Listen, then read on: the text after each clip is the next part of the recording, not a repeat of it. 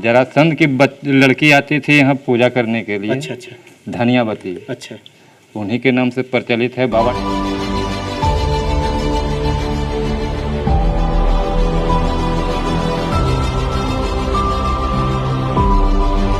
मन का मनोकामना पूर्ण होता है, वो लगाते हैं। अच्छा, ऐसी भी मान्यता है कि हाँ जो अपने दिल से मांग करता है वो हाँ, पूर्ण हो जाएगा। पूर्ण हो जाता है। पूर्ण हो जाएगा। दोस्तों सब्सक्राइब करें और इस बेल आइकन को दबाएं और पाएं वीडियो सबसे पहले। नमस्कार, मैं हूं राजीव रंजन और आप देख रहे हैं जनादेश न्यूज। नवादा जिले के ककोलत शीतल जलप्रपात का नाम आपने भी सुना होगा, जिसे बिहार का कश्मीर कहा जाता है। लेकिन उसी नवादा जिले में एक बिहार का उज्जैन भी है। जी हां, उज्जैन का नाम आते ही आपके जेहन में महाकाल का दर्शन होता होगा। आज हम उसी नवादा जिले में आपको महाकाल का दर्शन कराएंगे। फिलहाल इस वक्त मैं नवादा जिले के नारदीगंज प्रखंड क्षेत्र अंतर्गत धनियामा पहाड़ी पर मौजूद हूं। हम आपको बताते चले कि जिस जगह पर मैं मौजूद हूं उसका प्राचीन इतिहास है, इसकी पौराणिक कथा है और इस जगह के बारे में हम आपको बताते चले कि जिस जगह का मैं दर्शन कराने जा रहा हूं वो महाभारत कालीन है, द्वापर कालीन है। और मैं पहले आपको दर्शन कराऊंगा उस महाकाल का, उस शिवलिंग का जो महाभारत कालीन है, द्वापर कालीन है। पहले आप शिवलिंग का दर्शन कीजिए, भगवान शंकर का दर्शन कीजिए, जो साक्षात महाकाल के रूप में नवादा जिले के नारदीगंज प्रखंड क्षेत्र अंतर्गत धनियामा पहाड़ी पर स्थित है। हम आपको बताते चले कि इसकी पौराणिक कथा जो है, किदवंती के अनुसार इसकी जो कहानी है उसके अनुसार हम आपको बताते चले कि मगध सम्राट जो राजा जरासंध थे, राजा जरासंध की पुत्री धन्यावती प्रतिदिन राजगीर से पूजा अर्चना करने के लिए इसी शिवलिंग के पास आती थी, जहां भगवान शंकर और माता पार्वती का शिवलिंग विराजमान है। ये छोटी सी पहाड़ी है धनिया पहाड़ी, और इस धनिया पहाड़ी के बगल में एक छोटा सा गांव है धनियामा।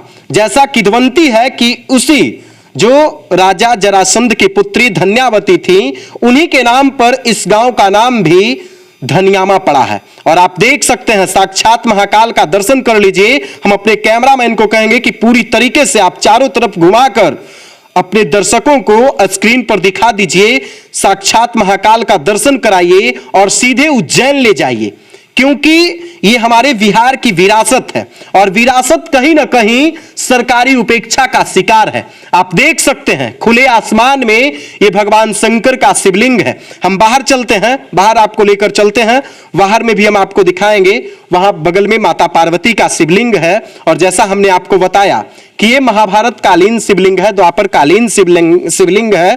खुद जरासंध की पुत्री धन्यावती यहां प्रतिदिन राजगीर से पूजा अर्चना करने के लिए आती थी और बगल में एक तालाब है, 1 एकड़ 82 डिसमिल में वो तालाब है और यहीं बगल तालाब में वो स्नान करने के लिए आती थी। उस तालाब का भी मैं आपको दर्शन कराऊंगा। पहले मैं माता पार्वती का दर्शन कराऊंगा। आप देख लीजिए किस तरह से खुले आसमान में ये माता पार्वती का शिवलिंग है और बगल में हमने आपको भगवान शंकर के शिवलिंग का दर्शन कराया। हम अपने कैमरामैन को कहेंगे कि आप जरा दिखा दीजिए माता पार्वती का दर्शन, अपने दर्शकों को करा दीजिए चारों तरफ से घूम करके। और हम एक बार फिर से कह रहे हैं कि बिहार में कुछ ऐसे धरोहर हैं जिसे संरक्षित करने की आवश्यकता है, जिसे सहेजने की आवश्यकता है, जो कहीं ना कहीं प्रशासन के उपेक्षा का शिकार है, सरकार के उपेक्षा का शिकार है, पर्यटन के उपेक्षा का शिकार है। आप देख सकते हैं इन्हीं का दर्शन करने के लिए हम उज्जैन जाते हैं। आपको भी मालूम होगा कि उज्जैन में महाकाल है और महाकाल का दर्शन करने के लिए हम लोग उज्जैन जाते हैं। लेकिन इसी नवादा जिले के नारदीगंज प्रखंड, जो प्रखंड कार्यालय है राजगीर से बोधगया, जो सड़क है एनएच है और एनएच के पे एक नारदीगंज प्रखंड है। राजगीर से जैसे ही 10 किलोमीटर आगे बढ़ते हैं तो एक नारदीगंज प्रखंड है और नारदीगंज प्रखंड से मात्र 8 किलोमीटर पश्चिम की ओर ये धनिया पहाड़ी है और उसी धनिया पहाड़ी पर ये भगवान शंकर और माता पार्वती का शिवलिंग विराजमान है। भव्य शिवलिंग है, इसका प्राचीन इतिहास है। चलिए अब हम आपको तालाब का दर्शन कराते हैं जिसमें धन्यावती स्नान करने के बाद भगवान शंकर का पूजा अर्चना करती थी, वो भी हम आपको तालाब दिखाते हैं। ये छोटी सी पहाड़ी के नीचे, बस जस्ट नीचे वो तालाब है, आप देख सकते हैं। आज थोड़ी सी बारिश हुई है और बारिश में ही हम आपके लिए ये खबर बनाने के लिए पहुंचे हैं।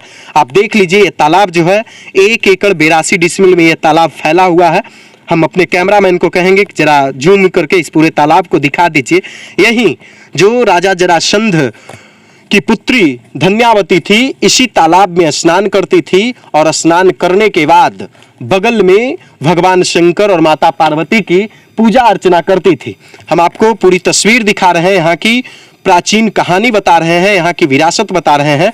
आप देख सकते हैं कि किस तरह से हमारे बिहार में, हमारे पड़ोस के जिले में, नवादा में किस तरह से विरासत है और केवल इस विरासत को सहेजने की आवश्यकता है, इसे संरक्षित करने की आवश्यकता है। हम आपको दिखा देंगे। ये देखिए, किसी आसपास के लोगों के द्वारा चंदा इकट्ठा कर इस गेट का निर्माण कराया जा रहा है। और भी आगे हम चलते हैं। किस बहुत तरह के यहाँ पे छोटे छोटे कमरे बनाए गए हैं जो आसपास के लोगों के द्वारा चंदा इकट्ठा कर बनाया गया है। कहीं ना कहीं ये जो स्थल है, जो पौराणिक स्थल है, प्राचीन स्थल है, भगवान शंकर का जो ये जगह है, ये आज भी पर्यटकीय उपेक्षा का शिकार है। अगर इसे सहेजा जाए तो कहीं ना कहीं यहाँ पर्यटकों के आने की संभावना बहुत बढ़ सकती है, क्योंकि जिस प्रकार से लोग उज्जैन जाकर महाकाल का दर्शन करते हैं, ठीक उसी तरह से उज्जैन की तरह यहां भी महाकाल का दर्शन हो रहा है। आप एक बार फिर से देख लीजिए इस शिवलिंग को खुले आसमान में। आज से नहीं, कई युगों से ये महाभारत कालीन, द्वापर कालीन ये शिवलिंग है भगवान शंकर का, माता पार्वती का। और यहीं पे जरासंध की पुत्री रानी धन्यावती पूजा करने के लिए आती थी और उनके द्वारा यहाँ पूजा किया जाता था। और भी बाहर में कई शिवलिंग हैं, वो भी हम आपको दिखाएंगे। हम अपने कैमरामैन को कहेंगे कि एक बार जरा फिर से इस शिवलिंग को आप दर्शन करा दीजिए, अपने दर्शकों को जूम करके थोड़ा सा आप दिखा दीजिए लोगों को किस तरह से यहाँ पे भव्य ये शिवलिंग विराजमान है। एक यहाँ पे पंडित भी आए हैं, एक बाबा आए हैं, उनसे भी हम बातचीत करेंगे। बाबा से यहाँ के पौराणिक इतिहास के बारे में, प्राचीन विरासत के बारे में, कि आखिर यहाँ का क्या इतिहास रहा है। तो बाबा, क्या नाम हुआ आपका? भृंगुदास। क्या नाम हुआ बाबा? भृंगुदास। भृंगुदास। तो ये बाबा कब से आप यहाँ रह रहे हैं बाबा?